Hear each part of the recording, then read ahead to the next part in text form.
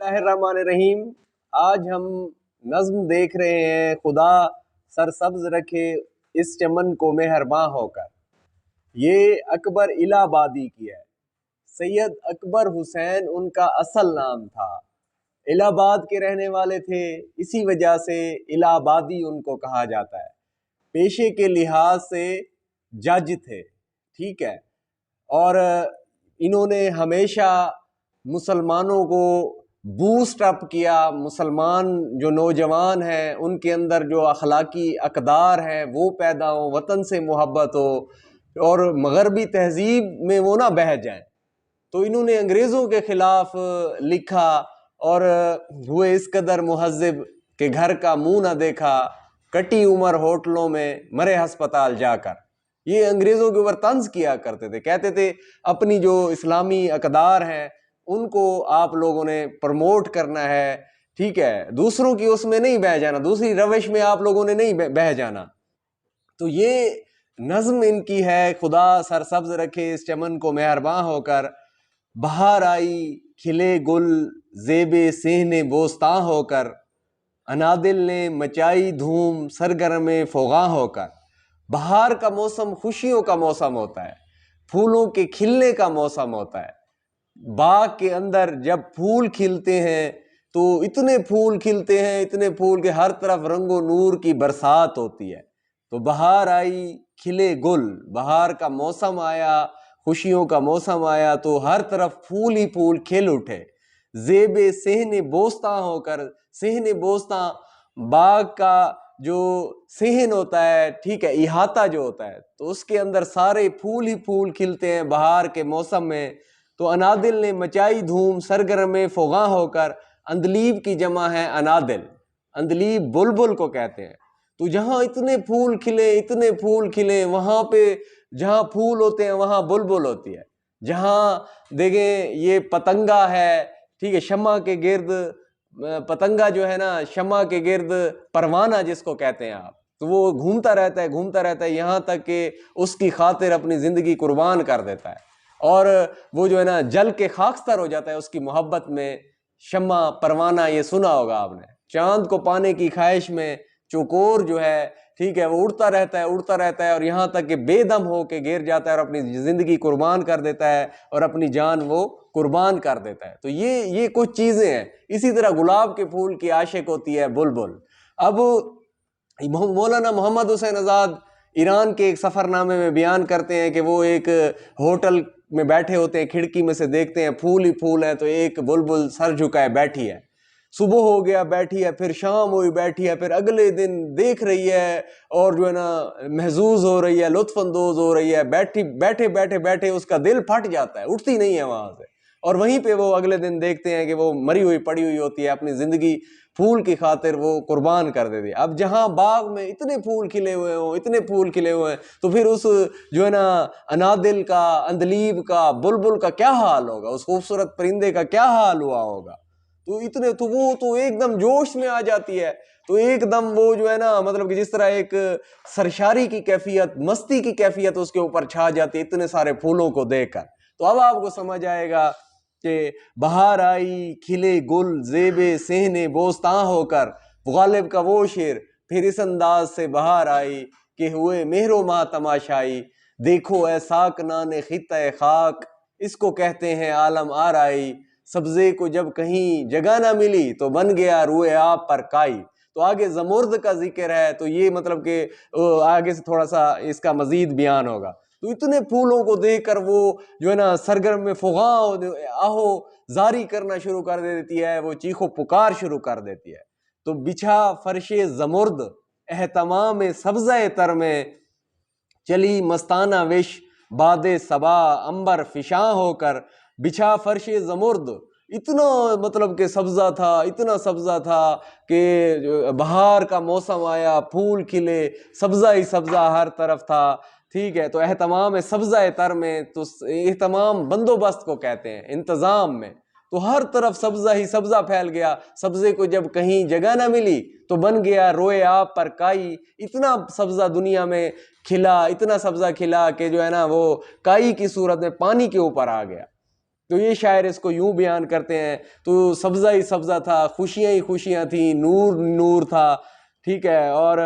مستی میں چلی مستانہ ویش باد صبا، تو جہاں پھول ہوتے ہیں، خوشبوئیں ہوتی ہیں، تو صبح کے وقت ہوائیں بھی چلتی ہیں، وہاں بڑی خوبصورت ہوا جو ہے نا چلتی ہے، اور بڑی خوشبوئیں ہوتی ہیں۔ صاف ظاہر ہے ہوا خوشبوؤں میں سے گزر کے آئے گی تو وہ لدی پھندی ہوئی ہوگی، اس میں جو ہے نا خوشبوئیں ہوگی، وہ اس کے خوشبوؤں کے جکھڑ کو اٹھا کر لے کے آگے جائے گی نا۔ تو عنبر فشاں یعنی خوشبوؤں کو تھرو کرنا، جیسے آپ پرفیوم کو تھرو کرتے ہیں تو وہ ایسے فضا میں، ہوا میں پھیل جاتا ہے۔ تو یہ ہوائیں اتنی خوشبوؤں کو ساتھ لاتی ہیں کہ عنبر فشاں، عنبر قیمتی ترین دنیا کی خوشبو ہے، ٹھیک ہے، تو وہ جو ہے نا پورے مہکار آ جاتی ہے، ایک خوشبو آ جاتی ہے، ایک رنگ آ جاتا ہے، ایک نور آ جاتا ہے، ایک جو ہے نا خوشبوؤں کی برسات ہو جاتی ہے۔ تو اب آپ اس کو دیکھیں کہ چلی مستانہ وش باد صبا، صبح کے وقت چلنے والی ہوا اتنی مستی، خوشی، سرمستی کے عالم میں چلی، اور خوشبوؤں کو جو ہے نا وہ دور تک پھیلاتی گئی۔ عنبر فشاں ہونا یعنی دور دور تک پھیلانا۔ سبزہ ہی سبزہ تھا، خوشبوئیں خوشبوئیں تھیں، ہوائیں ہوائیں تھیں، تو عروج نشہ نشو نما سے ڈالیاں جھومی۔ عروج نشہ نشو نما، نشہ نشو نما بڑھوتری کو کہتے ہیں، نشو نما کسی چیز کا بڑھنا، پھلنا پھولنا، تو یہ ایک مستی کی، خوشی کی کیفیت ایسے عروج کے اوپر پہنچی، بلندی کے اوپر پہنچی کہ اس سے جو ہے نا ڈالیاں جھومنے لگیں۔ ہوا ٹھنڈی ٹھنڈی صبح کے وقت چلی، باد سمیم، باد نسیم، باد صبا، یہ صبح کے وقت جب چلی نا تو اتنی کہ وہ جو شاخیں تھیں پھول کی، ٹھیک ہے، ٹہنیاں تھیں، وہ جو ہے نا کبھی ادھر جاتی کبھی ادھر جاتی، خوشبو سے، ہوا سے ادھر ادھر وہ ہچکولے کھاتی رہیں، لہلہاتی رہیں۔ تو عروج نشہ نشو نما سے ڈالیاں جھومنے لگی، اور ترانے گائے مرغان چمن نے شادماں ہو کر، اور ترانے گیت گانے لگے، زمزمہ پرداز ہو گئے مرغان چمن۔ چمن کے مرغ فارسی زبان کا لفظ ہے، پرندے کو کہتے ہیں، ٹھیک ہے، اس میں تو مرغان چمن، چمن میں جو پرندے تھے، باغ کے اندر، گلستان کے اندر جو پرندے تھے، انہوں نے گیت گانا شروع کر دیے، خوشی سے شادماں ہو کر خوشیوں کے گیت گانا شروع کر دیے، کہ اتنا اچھا موسم انسان کے اوپر ویسے ہی بہت اچھا جو ہے نا وہ اثر ڈالتا ہے، اثر انداز ہوتا ہے، اچھا اچھا موسم ویسے ہی لاکھ سہی یہ چاند سی صورت، لاکھ سہی یہ چاند سی صورت، زلف کے خم بھی اچھے ہیں، دل کا موسم اچھا ہو تو سارے موسم اچھے ہیں۔ تو دل کا موسم جب انسان کا اچھا ہوتا ہے تو سارے موسم اس کو اچھے لگتے ہیں۔ تو یہ ہر طرف خوشیاں، بہاریں، ہوائیں، سبزہ تھا، تو ہر ایک چیز جو ہے نا اپنے آپ کو شادماں اور خوش خوش جو ہے نا وہ محسوس کر رہی تھی۔ آمد بہار کی ہے جو بلبل ہے نغمہ سنج، اڑتی سی یہ خبر ہے زبانی طیور کی، تو بلائیں شاخ گل کی لی نسیم صبحگاہی نے۔ نسیم صبحگاہی، صبح کے وقت چلنے والی جو ہوا ہے، یہ بہت ہی امپورٹنٹ اس کا مطلب اس نظم کا شعر ہے، اس کی تشریح اکثر آ جاتی ہے، کیوں کہ بلائیں شاخ گل کی لی نسیم صبحگاہی نے، صبح کے وقت چلنے والی ہوا جو تھی تو اس نے شاخ گل پھول کو کہتے ہیں، پھول کی ٹہنیوں کی صدقے واری واری جا رہی تھی، جس طرح قربان ہونا آپ لوگوں نے دیکھا ہوگا، انڈین جو ڈرامے ہوتے ہیں تو اس میں مائیں ایسے نہیں کرتی، ایسے کوئی ایسے وہ صدقے واری واری جاتی ہیں، تو یہ بلائیں لینا، بلائیں لیتی ہیں در حقیقت، یعنی صدقے جانا، واری واری جانا۔ تو بلائیں شاخ گل کی لی نسیم صبحگاہی نے، صبح کے وقت چلنے والی ہواؤں نے پھول کی ٹہنیوں کے اوپر صدقے ہونا، واری ہونا شروع کر دیا، تو ہوئیں کلیاں شگفتہ روئے، اور کلیاں جو ہے نا وہ کھل اٹھیں، کلیاں پہلے کلیاں ہوتی ہیں، ٹھیک ہے، غنچہ پھر پھول بنتے ہیں اس سے، تو یہ گلاب کے پھول، تو ایسا معلوم ہوتا تھا کہ پھولوں کے کھلنے سے جیسے کسی محبوب کا خوبصورت چہرہ ہو۔ تو ہوئی کلیاں شگفتہ روئے، وہ جب کلیاں کھل اٹھیں، ٹھیک ہے، کلیوں کے کھلنے سے ایسے معلوم ہوتا تھا جیسے یہ محبوب کا خوبصورت چہرہ ہو۔ روئے، رو چہرے کو کہتے ہیں، رنگین بتاں، خوبصورت رنگین بتاں، بت صنم، ٹھیک ہے، محبوب کا خوبصورت چہرہ جو ہے، گلو بلبل بہار میں دیکھا، ایک تجھ کو ہزار میں دیکھا، جل گیا دل سفید ہیں آنکھیں، یہ تو کچھ انتظار میں دیکھا، آبلے کا ہونا دامن گیر، تیرے کوچے کے خار میں دیکھا۔ تو گلو بلبل بہار میں دیکھا، ایک تجھ کو ہزار میں دیکھا، تو محبوب کا خوبصورت چہرہ گلاب کے پھول بن گئے۔ تو اب صاف ظاہر ہے کیا پھولوں نے شبنم سے وضو، سینے گلستاں ہو کر کائنات کی ہر چیز جو ہے وہ اللہ کی حمد و ثنا اور پاکی بیان کرتی ہے، دنیا کی ہر چیز جو ہے نا وہ حمد و ثنا اور پاکی بیان کرتی ہے، لیکن انسان سوچ نہیں سکتا۔ مرغ دیکھیں کیسے اذان دیتا ہے، در حقیقت وہ اللہ پاک کی جو ہے وہ حمد و ثنا، پاکی اور عبادت ہے، ایک اللہ کی تسبیح میں وہ جو ہے نا وہ بیان کرتا ہے۔ تو بلائیں شاخ گل کلی نسیم صبحگاہی نے، اب کیا پھولوں نے شبنم سے وضو، سینے گلستاں میں، صدائے نغمہ بلبل اٹھی بانگے اذاں ہو کر، پھولوں نے شبنم، جہاں پھول ہوں گے وہاں پر شبنم بھی ہوگی، ٹھیک ہے، تو شبنم کے پانی سے پھولوں نے وضو کیا، اور جو گلستان باغ کے اندر، تو صدائے نغمہ بلبل اٹھی، بلبل وہ نغمہ خواہ ہو گئی، نغمہ سرا ہو گئی، زمزمہ پرداز ہو گئی، بانگے اذاں ہو کر، تو اسی اس میں جوش میں آ کر اس نے اذان دینا شروع کر دی۔ صبح کے وقت ہر چیز اللہ پاک کی حمد و ثنا، پاکی بیان کرتی ہے، ٹھیک ہے، اور غور و فکر کرنا 80 سال کی عبادت سے بہتر ہے۔ تو کائنات کی ہر چیز، مرغا جب اذان دیتا ہے، دیکھو اللہ تعالیٰ کی حمد و ثنا اور پاکی بیان کرتا ہے، تو یہ جو ہے یہ شہد کی مکھی باغ میں داخل ہوتی ہے، اپنے طریقے سے وہ اللہ کی حمد و ثنا، کوئل کی کوک، پپیہے کی پی پی، اور اسی طرح کی خوبصورت آوازیں جو ہے نا وہ مطلب آوازوں میں اللہ تعالیٰ کی تحلیل کردگار، اللہ کی حمد و ثنا، توحید اور جو ہے نا وہ پاکی بیان کرتے ہیں۔ تو صاف ظاہر ہے پھولوں نے بھی شبنم سے پھر وضو کیا، باغ کے گلستان کے صحن کے اندر انہوں نے جو ہے نا وضو کیا پھولوں نے شبنم سے، کیونکہ صبح کے وقت جو ہے نا شبنم ہوتی ہے پھولوں کے اوپر۔ تو صدائے نغمہ بلبل اٹھی، تو پھر ایک آواز گونجی، ایک صدا گونجی بلبل کی، اور بانگے اذاں ہو کر، اور اذاں کی ایک کیفیت پیدا ہو گئی، ٹھیک ہے، اللہ اکبر اللہ اکبر، اشہد ان لا الہ الا اللہ، اشہد ان محمد الرسول اللہ۔ دیکھو اللہ اور اس کے رسول کا نام وہ بلبل کس خوبصورت انداز میں لیتی ہے، تو یہ صدا اٹھتی ہے اور یہ نغمہ اٹھتا ہے اور یہ ایک اذاں ہوتی ہے، تو کتنا خوبصورت رنگ، نور، برسات، کتنی چیزیں جو ہے نا یہ ہو گئیں۔ تو ایسے میں پھر ہوائے شوق میں شاخیں جھکی، جہاں وضو بھی ہو گیا، جہاں اذاں بھی آ گئی، تو اس کے بعد عبادت آتی ہے، اس کے بعد سجدہ آتا ہے۔ تو ہوائے شوق میں شاخیں جھکیں، شاخیں جھک گئیں اپنے رب کریم کے سامنے، اپنے مالک حقیقی کے سامنے، ذوالجلال رب ذوالجلال والاکرام کے سامنے، سبحان اللہ رب العالمین، الحمدللہ رب العالمین۔ تو ہوائے شوق میں شاخیں جھکیں، خالق کے سجدے کو، اپنے خالق کو، کائنات کی ہر چیز سجدہ کرتی ہے، لیکن انسان اس بات کو نہیں سمجھتا۔ کائنات کا دلہا انسان ہے، یہ سورج اس کے لیے ہے، چاند اس کے لیے، نظارے اس کے لیے، یہ کائنات کی ہر چیز اس کے لیے ہے، یہ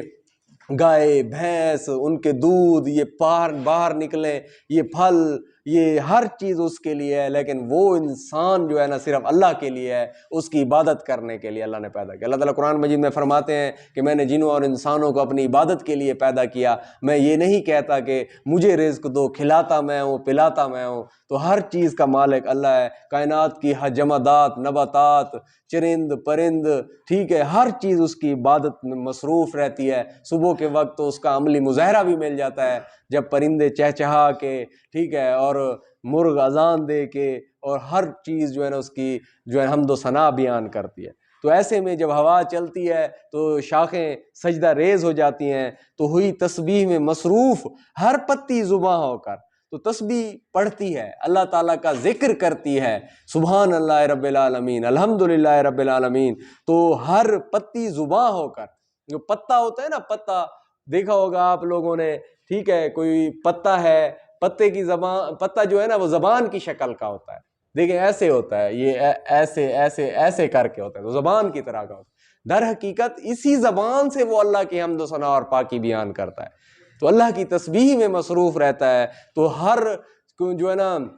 شجر کا ہر پتا جو ہے نا وہ زبان بن جاتا ہے، اور اللہ تعالیٰ کی حمد و ثنا، پاکی، جو ہے نا تعریف اور توصیف جو ہے نا وہ ستائش جو ہے وہ بیان کرتا ہے۔ تو ہے ہی اسی قابل ساری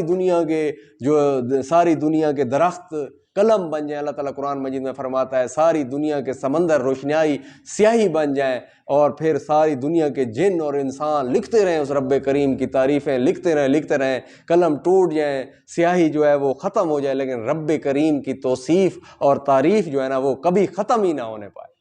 آپ کا رب تو اتنا عظیم ہے، آپ کا رب تو اتنا کریم ہے، تو ہر چیز اس کے لیے جو ہے نا اس کی عبادت کرتی ہے، ہر چیز اپنے اپنے انداز سے اس کی تسبیح کرتی ہے. تو سب سے بڑھ کے انسان ہے، اللہ نے اس کو آنکھیں دی، زبان دی، ٹھیک ہے، یہ خوبصورت جسم عطا کیا. تو فَبِأَيِّ آلَاءِ رَبِّكُمَا تُكَذِّبَانِ، تم اپنے رب کی کون کون سی نعمتوں کو جھٹلاؤ گے. تو زبانیں برگ گل نے، برگ گل